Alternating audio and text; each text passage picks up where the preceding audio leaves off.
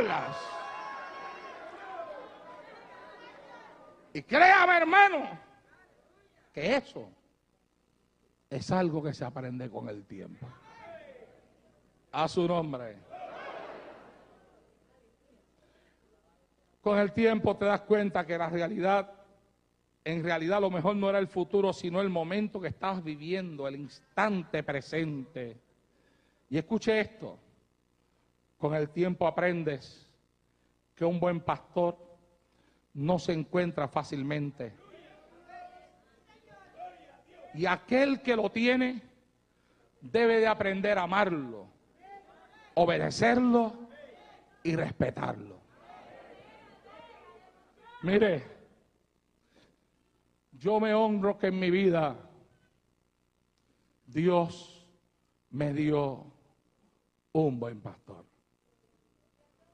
Un hombre que fue una inspiración para mí. Cuando llegué a la iglesia y veía la unción del Espíritu con la cual hablaba, la sabiduría que transmitía en cada mensaje, me acuerdo que tiernecito yo en aquel banco, yo decía, Señor, si algún día yo fuese usado como Él lo es. Me acuerdo que con sus mensajes me hacía llorar, me hacía reír. Me acerqué a Él lo más que pude, hasta el momento en el cual se convirtió para mí en un padre. Y yo sé que me convertí para Él en un hijo. Cuando entré al ministerio pastoral, era mi mejor consejero. Aún ya pastoreando acá en los Estados Unidos con más de 20 años de pastorado, cuando a veces venían situaciones a mi vida dentro del ministerio pastoral que yo creía que necesitaba un consejo, lo llamaba a él.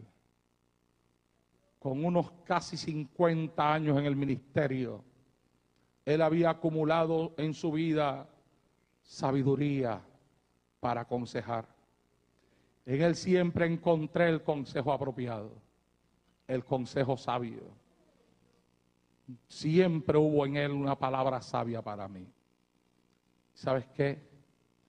Cuando tú tienes a alguien así a tu lado y aprendes a amarlo de la forma que yo amé a mi pastor, tú no te das cuenta cuando los años van pasando. Llegó el momento en que mi pastor alcanzó los 80 años de edad y se empezó a enfermar. Y entonces le dio una enfermedad grave, me llamaron, mi esposa y yo nos montamos en un avión rápido y nos fuimos para Puerto Rico. Lo fui a ver. No podía hablar, ya no podía hablar. Se expresaba escribiendo en una pequeña pizarrita que le daban. Y cuando yo llegué, rápido que me vio, hizo así, acostado en la cama de enfermo. Y yo fui y lo abracé y él me abrazó. Y le pidió a la hija la pizarrita. Y me escribió. ¿Sabe qué me empezó a escribir? Textos bíblicos. Textos bíblicos que me acordaban a mí lo que él me enseñó más de 20 años atrás. Más de 30 años atrás. Sus enseñanzas. Me escribió que no cambiara mi mensaje, que siguiera siendo el mismo siempre. Me escribió tantas cosas y yo leía todo lo que aquel hombre me escribía con lágrimas en mis ojos, pero conteniéndolas porque no quería llorar frente a él. Después me pidió que bajara mi cabeza. La bajé. Y cuando la bajé, puso sus dos manos sobre mí. cerró sus ojos. Y yo sabía que aquel anciano oraba por mí antes de que Dios se lo llevara a la eternidad. Sintiendo ya que no podía contener mis emociones, me despedí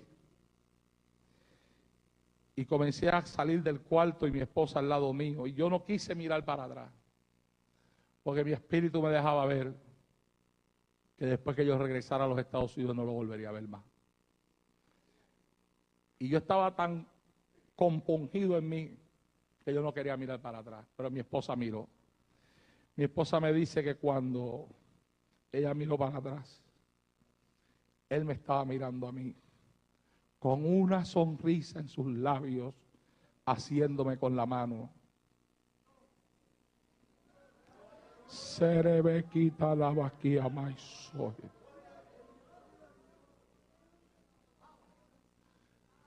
Cuando mi pastor pasó a morar con el Señor, que yo llegué a Puerto Rico, me llamaron, me dijeron, queremos que prediques en el funeral de él. Cuando yo llegué a Puerto Rico, se lo estaban velando en el templo. Estaban las sillas de los familiares, su esposa, la silla de sus hijas. Al lado de la esposa de él había una silla vacía. Y me dijeron, como te comportaste como un hijo y él te amó como un padre, tu silla está entre los hijos de él. Usted sabe, mi hermano, hay gente que no aprende a apreciar lo que Dios le ha dado.